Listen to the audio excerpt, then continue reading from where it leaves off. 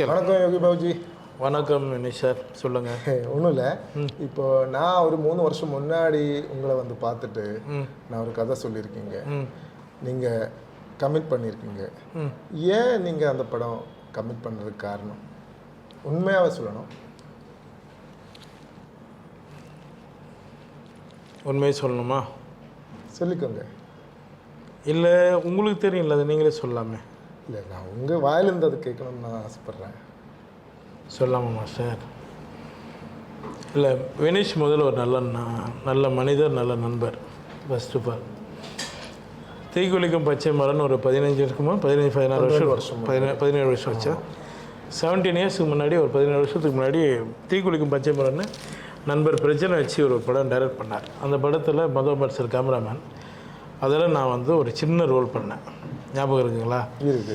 ஒரு சின்ன ரோல் பண்ணும்போது அந்த படத்தில் எம்எஸ் பாஸ்கர் எல்லாருக்கும் அண்ணா காம்பினேஷன்லாம் பண்ணோம். அந்த படத்தில் உங்களால் எனக்கு ஒரு பெரிய ஒரு விஷயம் பண்ண முடியல. ஆனால் ஒரு ஃப்ரெண்ட் ரோலாக நீங்கள் கொடுத்தீங்க. அதுக்கப்புறம் அந்த படம் முடிஞ்சது. அதுக்கப்புறம் என்ன நடந்தது உங்களுக்கும் தெரியும். நீங்கள் போராடி தான் அந்த படத்தை ஸ்டார்ட் பண்ணி வெளியே கொண்டு வந்தீங்க. சரியான தேட்டருக்கு அமையலை அப்படின்னு சொல்லி அந்த டைமில் உங்களுக்கு அது ஒரு சின்ன ஒரு படம், நல்ல படம். இன்றைக்கி நடக்கிற ஒரு மார்க்கெட்டிங் கொஞ்சம் இதுவானால அதுக்கப்புறம் உங்களை நான் ரொம்ப வருஷம் ஆச்சு பார்த்து. அதுக்கப்புறம் நீங்கள் போயிட்டீங்க கேரளாவுக்கு போயிட்டு, அப்புறம் இன்னொரு படம் பண்ணீங்கன்னு கேள்விப்பட்டேன். 8 வருஷத்துக்கு அப்புறம் உங்களை கூப்பிட்ட போது அப்போவுமே உங்களுக்கு ஞாபகம் வந்து என் குரல் பார்த்த போதே காதில் வாங்கும் போதே உங்களுக்கு ஞாபகம் வந்துருச்சு. ஆமாம், நான் 8-9 வருஷத்துக்கு அப்புறம் எனக்கு முதல் முறையாக நான் வந்து டி நகர் போயிட்டுருக்கேன். இப்போ மழை. அப்போது எனக்கு வினீஷ் சார், டைரக்டர் சார் வந்து எனக்கு ஃபோன் பண்ணுறாரு. அவர் வாய்ஸ் எனக்கு கேட்ச் பண்ணி, சொல்லுங்கள் வினீஷ் சார்னு ரொம்ப ஆச்சரியப்பட்டார். இல்லை, உங்களை நான் மீட் பண்ணோம் அப்படின்னு சொன்னார். சரி, ஓகே வாங்க மீட் பண்ணலாம், என்ன மேட்ரு அப்படின்னு சொல்லி நம்ம ஏவிஎம்மில் மீட் பண்ணோம். ஏவிஎம்மில் மீட் பண்ணும்போது உங்களோட பிரச்சனைகள் கொஞ்சம் இருந்தது, அதை விட்டுருவோம். அந்த கொரோனா டைம்லாம் ரொம்ப நீங்கள் லாஸ் ஆகிருக்கீங்க. ஒரு படம் பண்ணணும்னு சொன்னார். நீங்கள் வந்தீங்களா சார்? நீங்கள் வந்தீங்க கூட. ஒரு படம் பண்ணணுன்னாரு. அதுக்கு விநாயகர் தான் சாட்சி. ஏவிஎம் விநாயகர் தான். அது முன்னாடி தான் நின்று பேசணும். மழை வந்தது. சரி, பரவாயில்ல, நான் கண்டிப்பாக பண்ணுறேன், கதை கூட கேட்காம.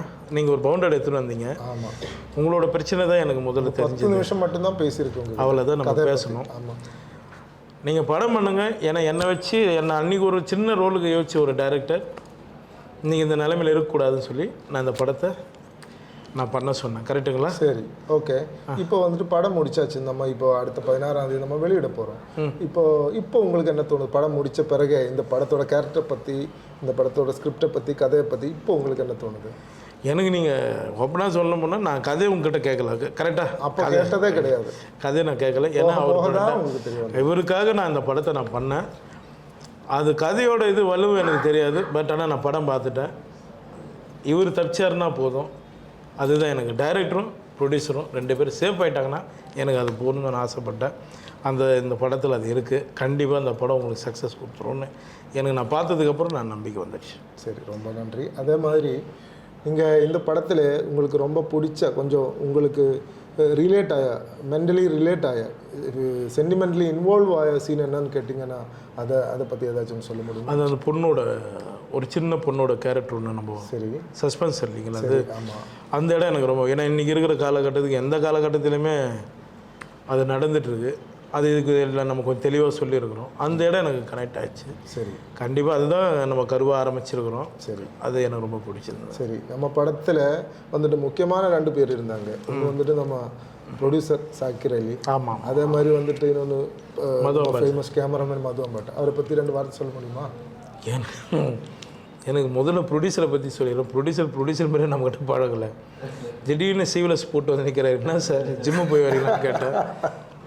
ஏங்க இந்த படத்தில் நடிக்கிறேங்க, உங்களையும் விடலையா அப்படின்னு பார்த்தா குழந்த மாதிரி நடிச்சிருந்தார் மாஸ்டர். அவர் அதில் வந்து இப்படி நிற்கணுமா, அப்படி நிற்கணுமா, நீங்கள் முதல்ல ப்ரொடியூசராக கெத்தானே இல்லையா அப்படின்ற நிலைமையில் இருந்தார். முதல்ல ரொம்ப நல்ல ப்ரொடியூசர். ரொம்ப கடினமாக உயர்ச்சி தான் அவர் பணம் போட்டு இந்த படம் பண்ணியிருக்காங்க. ஏன்னா இந்த படத்தில் ஓப்பனாக சொல்ல போனால் ரொம்ப ஒவ்வொரு முறையும் அவங்க வந்து கஷ்டப்பட்டு தான் இந்த படத்தை முடித்தாங்க. நான் டேட்டு கொடுக்குறன்னும் போது கூட அவங்களோட சுச்சுவேஷன், அவங்க வரும்போது நான் வேறு ஒருத்தர் இருப்பேன்.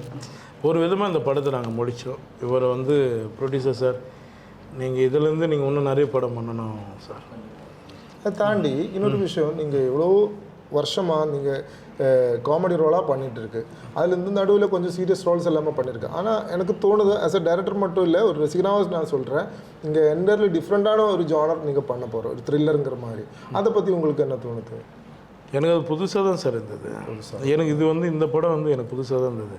நிறைய பேர் இதோட டீசர்லாம் பார்த்து என்ன கேட்டாங்க, என்ன படம் வந்து தெரில, நீங்கள் எந்த இடத்துலையுமே உங்கள் ஃபேஸ் வந்து ஸ்மைலே இல்லாமல் இருக்குது அப்படின்னு கேட்டாங்க.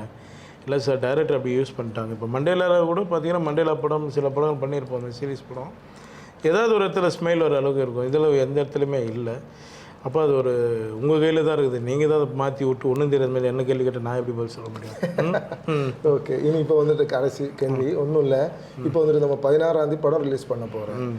கண்டிப்பாக நம்ம காமெடி நடிகராகவே நடித்தவங்க 3 பேர், நீங்கள், சந்தானம் சார், அதே மாதிரி சூரி சார், நீங்கள் 3 பேரும் கதாநாயகனாக வரப்போகிற ஒரே நாள். தமிழ் சினிமாவோட உலகத்தில் இப்படிப்பட்ட ஒரு ஒரு ஒரு சம்பவம் நடக்காது. இது முதல் முறையாக நடக்க போகிறேன். உங்களுக்கு என்ன தோணும் சார்? என்ன கமெண்ட் என்ன தோணுது? கமெண்ட் சொல்லுங்கள். முதல்ல ஷாக்காக தான் இருக்குது. ஏன்னா 3 பேருமே ரொம்ப கஷ்டப்பட்டு வந்தவங்க தான். எல்லாருமே சினிமாவில் எல்லாம் கஷ்டப்பட்டு தான் வந்திருக்கோம். சந்தானம் அவர் வந்து எனக்கு நல்லா பழகும். நாங்கள் எல்லாம் ஒரே டீம். ராம்பாலா சார்கிட்டேருந்து வந்தவங்க எல்லோரும், லொல்லு சபாலது. சூரிய ஆரம்பத்துலேருந்து நண்பராக எனக்கு ரொம்ப காலமாக அவரும் பழகும். இப்போ அவங்க எல்லாருமே வந்து இப்போ சூரிய ஒரு கேரக்டராக வராரு, ஒரு மாமன் ஒரு படத்தில், சந்தான டிடின்னு ஒரு இதில் வராரு. 2 பேருமே காமெடியாக கமர்ஷியலாக வராங்க. நம்ம மட்டும்தான் ரொம்ப சீரியஸாக வரும். அது கொஞ்சம் லைட்டாக தட்டுது. மதுரம்பல் சார் வந்து அந்த தீக்குளிக்கும் பச்சை மரத்துலேயும் அவர் தான் ஒர்க் பண்ணார். அவர் தான் சார் ஒர்க் பண்ணார். மிகப்பெரிய கேமராமேன். அவர் அடுத்து இன்னொரு படமும் கேட்டுட்ருக்காரு என்கிட்ட. உங்ககிட்ட சொன்னாரானு தெரில. இன்னொரு படம் பண்ணலான்னு சொல்லிகிட்ருக்காரு. சீக்கிரம் அவர் கூட ஒர்க் பண்ணணும்னு ஆசைப்பட்றேன். சார், என்றைக்கும் உங்களோட கேமராவில் நாங்கள் இருக்கணும் சார். நன்றி சார். ஒரு நண்பனாக நான் உங்களை பற்றி நினச்சேன். என்னென்னா 12-13 வருஷம் முன்னாடி நீங்கள் ஒரு ஜூனியர் ஆர்டிஸ்டாக என் முன்னாடி வந்திருக்கீங்க. ஆனால் இப்போ எல்லாமே இப்போ நீங்கள் வேறு லெவலாக மாறிட்டீங்க. தமிழ் உலகத்துக்கு இல்லை இந்தியன் சினிமா உலகத்துக்கு நீங்கள் என்டையர்லி டிஃப்ரெண்ட்டான ஒரு ஒரு ஒரு நடிகனாகவே நீங்கள் நிற்கிறீங்க. அந்த சூழ்நிலையில் இருக்கும்போது கூட பழைய ஆட்களை எவ்வளோ கஷ்டப்பட்டாலும் சரி அவங்கள ஏதாச்சும் ஒன்று சப்போர்ட் பண்ணி அவங்க ஹெல்ப் பண்ணணுங்கிற ஒரு முடிவு இருக்குல்ல, அது எல்லோருக்கும் வராது. ஒரு கலாகாரனா அந்த மனசு இவங்களுக்கு இருக்குது. அது ஒரு பெரிய விஷயம். அது ஒன்று. ரெண்டாவது வந்து பார்த்திங்கன்னா, இவர் எப்போவுமே ஆன் த ஸ்பாட்டில், இப்போது நம்ம ஸ்கிரிப்ட் வைஸ் ஏதாச்சும் ஒரு இம்ப்ரவைசிங் தேவையாக இருந்துச்சுன்னா கூட ஆன் த ஸ்பாட்டில் எனக்கு நிறைய சப்போர்ட் பண்ணியிருக்கேன். சீக்வன்ஸாகவே ஒரு அப்படி பண்ணணும் இப்படி பண்ணணும்னு சொல்லும் போது இல்லை என்னால் பண்ண முடியாதுங்கிற வார்த்தை இது வரைக்கும் இவரோட வாயிலிருந்து வரல. அப்புறம் இப்போ ப்ரமோஷன் சம்மந்தப்பட்ட விஷயம், இவர் நம்ம படத்தில் கதாநாயகனாக நீங்கள் நடிச்சிருக்கீங்க. நான் கேட்கும்போது எல்லாமே நீங்கள் கரெக்டாக வந்திருக்கீங்க. அதை விட இப்போ நீங்கள் ஏன் ப்ரமோஷனுக்கு இன்றைக்கி வந்திருக்கீங்க, நான் சொன்னது எல்லாமே நீங்கள் காதில் வாங்கிட்டே இருக்குது. என்னை பொறுத்த வரைக்கும் எனக்கு 100% நீங்கள் டெடிக்கேட்டடாக வேலை செஞ்சுட்டு தான் இருக்குது. இதுதான் என்னோடய ஒப்பீனியன். நன்றி. வா.